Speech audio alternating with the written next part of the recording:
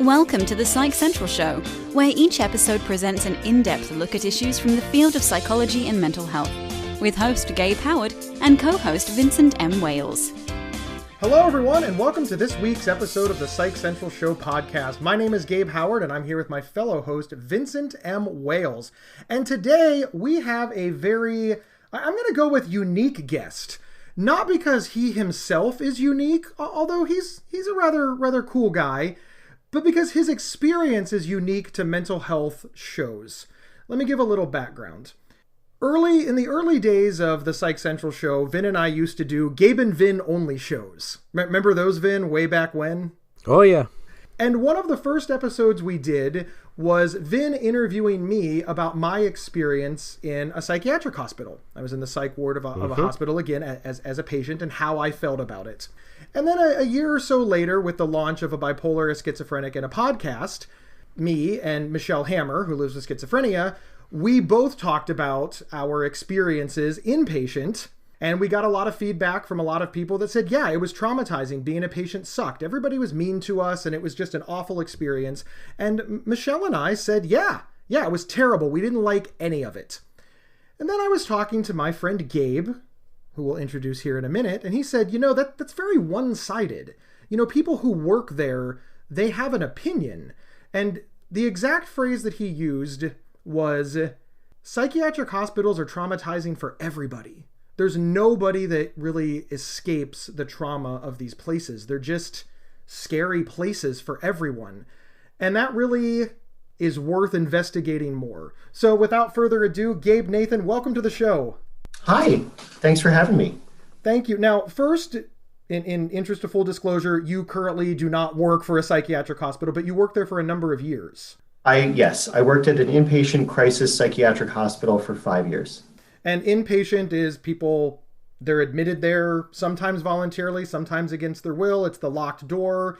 They have to be probated to leave. They sleep there. Yeah, there are many locked doors. And at our facility, it's a freestanding, independent, locked crisis psychiatric hospital. And the majority of our patients were involuntary, but there were a mix of voluntary and involuntary patients. If you were brought there on an involuntary hold in Pennsylvania, where I worked, it's called a 302. You are there for up to 120 hours. You have a hearing in front of a mental health review officer. Sometimes there are people who testify about your behavior. The treating psychiatrist testifies. You can testify. You have a public defender. If the mental health review officer believes you need more time, get more time. That's how it goes. And when people think of psychiatric hospitals and psychiatric wards, this fits, right? I mean, yeah, I can give you like a general feel of the facility where I work. It had institutional furniture, the stain-resistant industrial vinyl, very, very heavy chairs, because, sometimes people get angry and like to throw chairs. So we try to mitigate that with, heavy furniture. You've got the ligature-free everything. Yeah, everything is reviewed. So we had what's called environmental rounds, where staff members patrol the hallways and actually look for things. Could this be potentially a ligature point? Could this be used to harm someone? Mm-hmm. We had sometimes wicker furniture that people would pick off the pieces of wicker and use that to cut themselves. So, you had to be looking for everything. Mm-hmm. The art that was on the walls is covered in plexiglass that is screwed to the wall, like the frame is screwed to the wall, because we would have patients rip the artwork off the wall and try to break the plexiglass to hurt themselves. If you were writing, we'd have these little bendy pens that were nearly impossible for you to hurt yourself with, tiny little golf pencils. So the entire environment is regularly scrutinized, and, quote, therapeutic milieu, which is the term that's used to describe the inpatient environment, is all designed to keep people safe from themselves or others. I have a couple specific questions. Since I work in the hospital end of things myself here, did your hospital have a psychiatric ER? Okay, so this was a psychiatric emergency facility. So we would have cops roll up at 3 a.m. with people, ambulances. We, in fact, have one of the only dedicated psychiatric ambulance. It's based out of our hospital. So when a warrant is issued, it's EMTs along with the police serving that warrant, so that it's not the police showing up to the house. It's not the person being handcuffed and thrown in the back of a patrol car like a criminal. Right. It's more trauma aware. Not to say that it's not traumatizing to be dragged out of your house at 3 a.m., whether it's by EMTs or cops or whomever, but it looks a little better to the neighbors. Sure. So Gabe, what was your position there? What was your job? When I was hired in 2010, I was a hybrid of psych tech, so which is really like your lowest rung. Sometimes they're called psychiatric aides. They're really the backbone of any psychiatric hospital. They're doing rounds. They're checking the bathroom to make sure people are, not doing inappropriate things in there or harming themselves in there. They're checking every single room. They are monitoring the hallways. They're everywhere. And there's usually, 8 to 10 on duty per shift. So I did that a couple days a week, and then a couple days a week I was what's called an allied therapist. Basically, my job as an allied therapist was to facilitate a wide range of psychoeducational and recreational groups for the patients. So at 11 o'clock, I could be running coping with anxiety. At 1 o'clock, I could be running creative writing or current events, and then doing a lot of documentation and conducting like one-on-one interviews with patients just to see how they were doing that day. So that was what I did for 3 years. And then I moved up to development and programming. And I did that for 2 years. Okay. And one last hospital question. How large was it? How many beds did you have? So at the time I was working there, we had a 73-bed capacity. Oh. So let's talk about differences between patients and staff. So one of the things that you just talked about is all of these things are done to keep patients safe. What was the word that you used? Therapeutic milieu. Milieu, okay. So the milieu, yeah. Yeah. Speaking purely as a patient, you're constantly staring at people and trying to see if they're up to anything, and it appears very infantilizing, and you're talking down to us, and you're constantly treating us like we're not adults. That's very much what I felt when I was there. How do you feel about that? Not like why is it done? I think we all understand why it's done, but how did you, Gabriel Nathan, feel sort of... I'm trying not to say babysitting adults, but in a way, you're responsible for keeping adults safe who don't appreciate it. How does that make you feel? We're responsible for keeping people safe who have demonstrated that they do not possess that ability. Yes. Self-safe. Agreed. So unfortunately, it's a warranted reality. And we were often being confronted with people saying, F you, you've got no right to be watching over me and, whatever, when they just tried to throw themselves in front of a bus. So there was often a disconnect there. And I tell people the most commonly uttered phrase in the hospital is, I don't belong here. Okay. Yeah. And that was said by a great number of people. It was said by very wealthy, well-to-do individuals who I guess were saying it because they didn't belong with, kind of the impoverished, psychotic individual, who was wearing newspaper underwear, right? So they felt this kind of righteous indignation of I don't belong here. But it was said by everyone, regardless of their socioeconomic status or whether or not they used illicit substances or what. Nobody belonged there. Even when we were at capacity, no one belonged there. Yeah, you had no reason to exist. Exactly, right. So how did Gabriel Nathan feel in that position? I think uncomfortable is the word. I felt uncomfortable for quite a few reasons. First of all, I did not have a lot of psychiatric training when I was initially hired for this job, and I felt uncomfortable about that, where I was feeling like I was a fish out of water. Okay. That makes sense. So I felt uncomfortable that way. I felt uncomfortable being someone of relatively slight build, being put in a position where the alarm would go off and, if you're the first one who's arriving at whatever emergency it is, like you've got to deal with it. You don't have a lot of tools at your disposal to deal with issues in an inpatient psychiatric hospital. And so I felt kind of outmuscled, and that got uncomfortable several times. And I also felt uncomfortable because the whole environment it's bizarre. You really feel like you're in a bizarro world. You're with individuals, some of whom are psychotic, some of whom are reality-based, some of whom are suicidal, some who have severe depression and anxiety or inability to care. It is a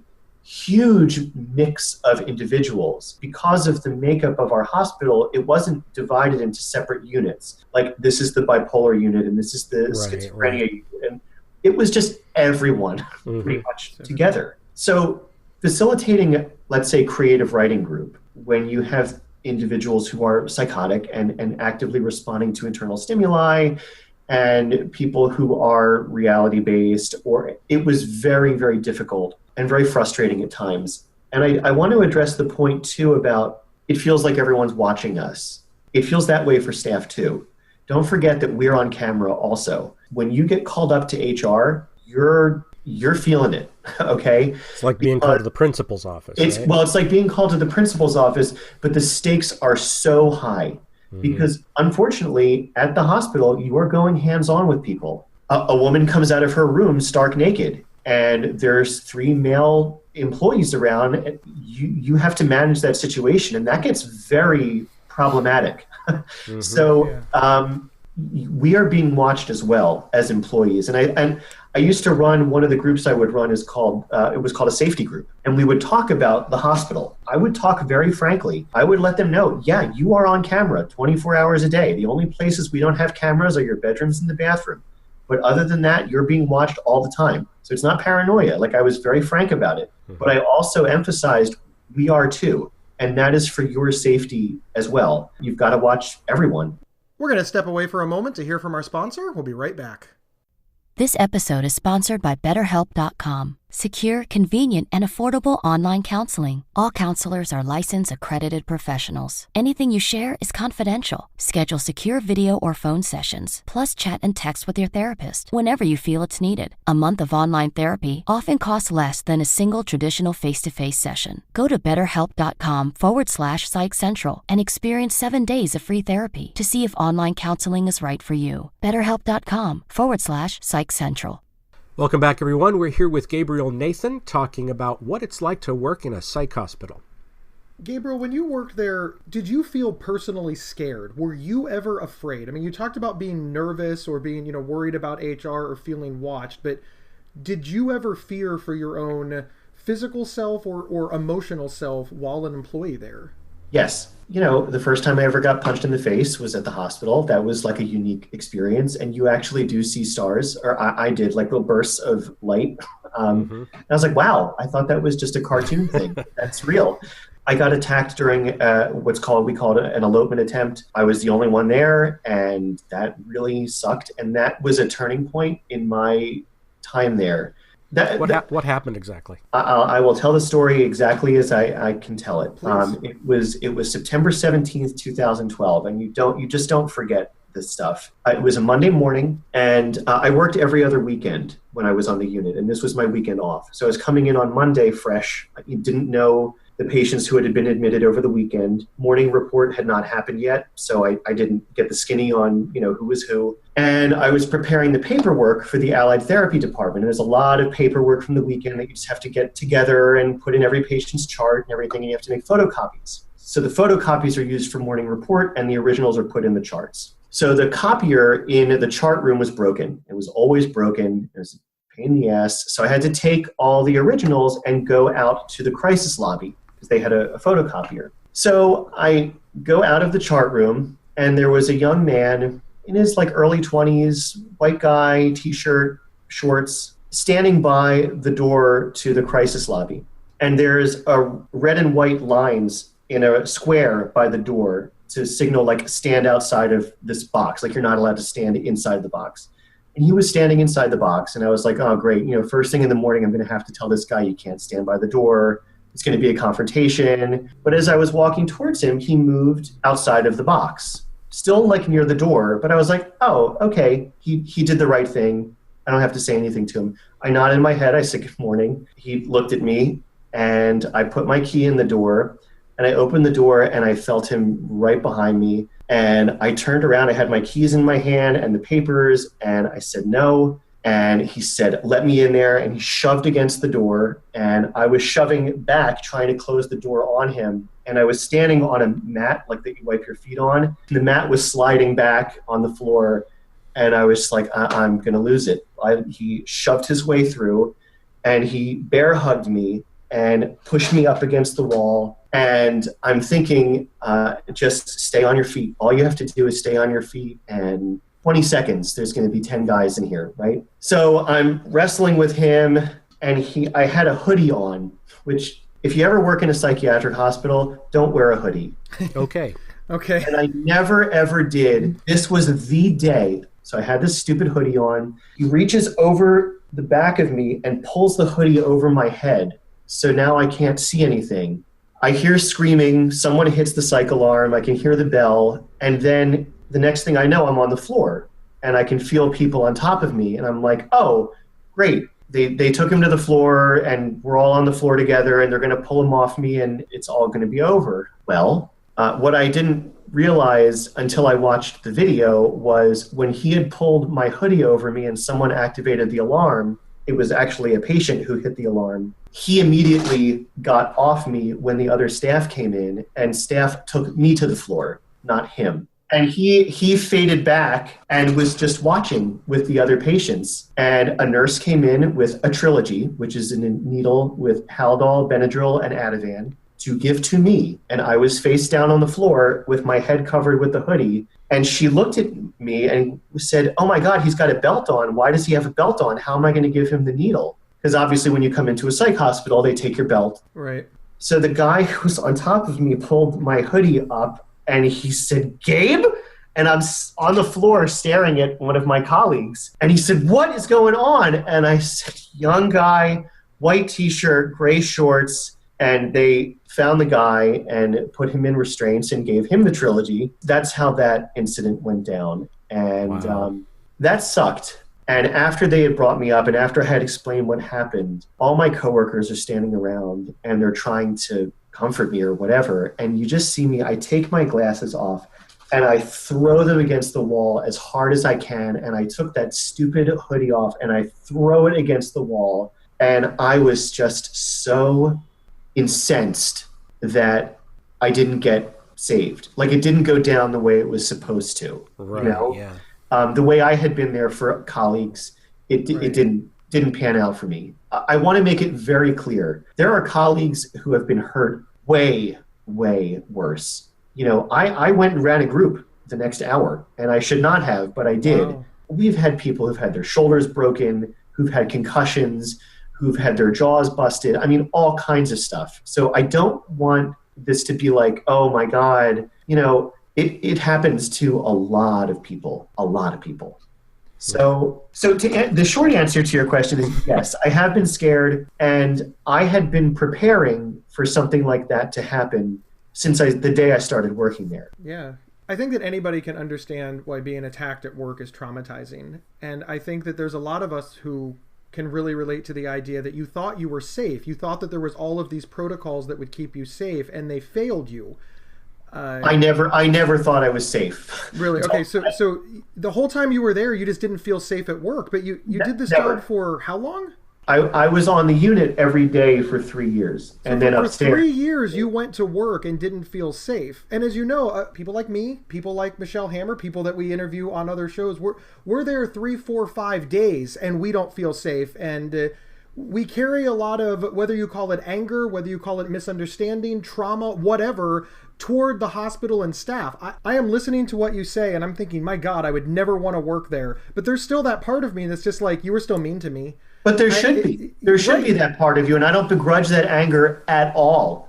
And not at all. And I would never pretend to say I understand it, because I don't. Look, I'm a mental health consumer. I go to therapy, but that's not the same thing. And I would never pretend that being an employee who has keys that jingle jangle at 3 o'clock and I'm out of here is the same thing. But what I will tell you is that I was traumatized long before the assault. I mean, wow. I took a patient down my first hour on the unit. The first hour. I was sitting on the acute unit with my trainer. You have a trainer preceptor for, I don't know what it is, 2 weeks maybe. You're his shadow, you know, for every hour you're on the unit. The first hour, I'm sitting there with him, just like what happened to me. A staff member put his key in the door to go out. A patient followed him and cold-cocked him, hit him right in the back of the head. Immediately, my trainer and I jumped up. I had the midsection. He had the top, took the patient to the ground. He was a Hispanic young man, waited until 3 or 4 more other staff members got there, picked him up, put him on a bed, putting him in restraints. That's traumatizing for everybody in the room. I can imagine. Everyone. So that, to me, even with the words coming out of my mouth, and I know it's true, it sounds disingenuous, because you're like, how dare you, staff members, say that you're traumatized. You're not the one being put in full leathers. You're not the one being, exposed in this way. No, but you're perpetrating an act that is, it seems so draconian. It seems like very 12th century to be restraining somebody to a bed. It seems very vulgar and very violent. And it's an act of violence. So whether you're on the receiving end of that or the perpetrating act, that's traumatizing. I think that there's a lot of analogies that would probably fit this situation, and I hate that the one that keeps coming to mind has to do with infants, since we're talking about feeling infantilized as a patient. But it just sort of reminds me of a parent taking their 2-year-old to the doctor to get a shot. And the 2-year-old understands that this is going to hurt, and the parent understands that it's going to hurt, and the doctor understands it's going to hurt. But there's that little bit of disconnect from the 2-year-old that's like, why are you allowing this to happen, Mom? Why won't you take me out of here, Dad? And the parent is always holding the child down while, the treatment is being given, the vaccination or whatever it is. And how can you not be affected by that? You just held your kid down when your kid asked you not to. Does that resonate with you? I mean, from my perspective, when I was there, y'all looked like you were enjoying yourselves, which I now know is ridiculous. Nobody enjoys themselves there, but at the time it felt like that. And where's the bridge for that? Obviously, like you said, we can't sit people down and say, listen, it's going to look like the staff is having a good time because they may whistle or they get to go home or they're going to laugh or tell a joke. But really, we're all traumatized too, because that doesn't really make a patient feel safe either. Right. I mean, what's the goal here? Everybody's miserable? Well, and here's maybe the that thing. is the best. Here's the thing. Everybody isn't miserable. So the patients aren't miserable 24 hours a day. Like you will hear patients laughing and joking with each other and having a good time in the activities room or watching a movie. Let's not sell each other a bill of goods on either end that like it's a completely horrendous experience for the patient. It's not. That's true. I got better. I got better. It saved my life. The staff ain't miserable 24 hours a day either. We like each other. We love each other. There is an incredible bond that happens with employees who are kind of in a first responder environment. And within the confines of a closed psychiatric hospital, you are the first responders. So you are the ones running down the hall when there's an emergency. You are the ones leaning on each other. We're hugging in the chart room. We're crying with each other. We get mad and yell at each other. It sounds so cliche, but it is very much like a family. We're not walking around 24 hours a day crying about how horrible it is. We're just not. Because first of all, we wouldn't be able to function. We would not be able to do our job if that's how we acted. That's true. We'd be totally ineffective for the patients and for each other.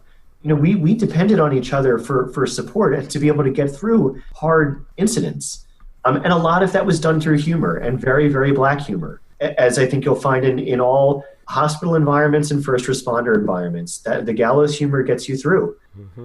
So, yeah, I think people are traumatized, but you deal with that in lots of different ways, whether it's through humor or whether it's through a variety of coping mechanisms. Some of them are healthy, some of them are not. I understand what you're saying. I really, really do.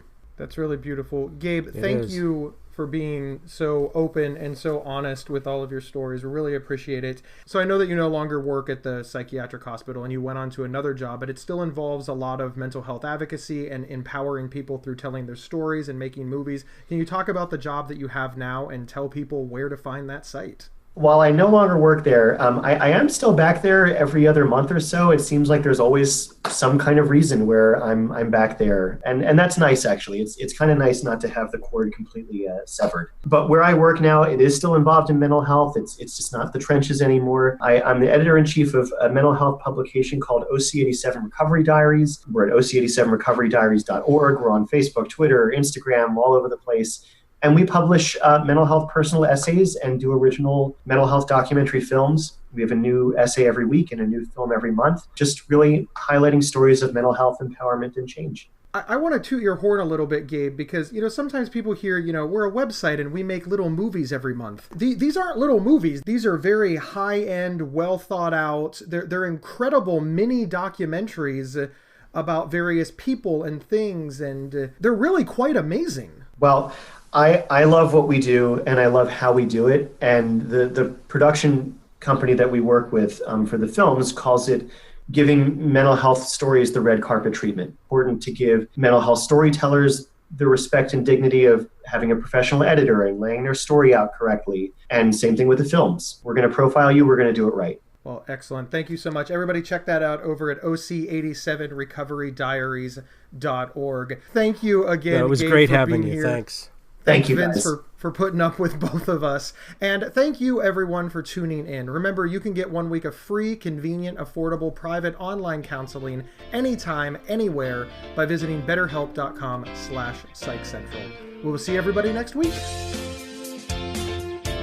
Thank you for listening to the Psych Central Show.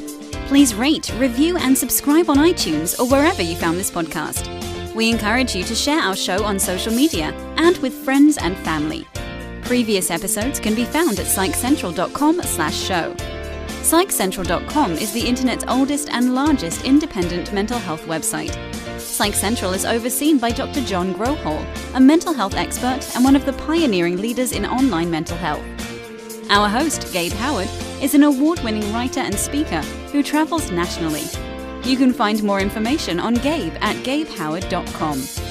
Our co-host, Vincent M. Wales, is a trained suicide prevention crisis counselor and author of several award-winning speculative fiction novels. You can learn more about Vincent at vincentmwales.com. If you have feedback about the show, please email talkback@psychcentral.com.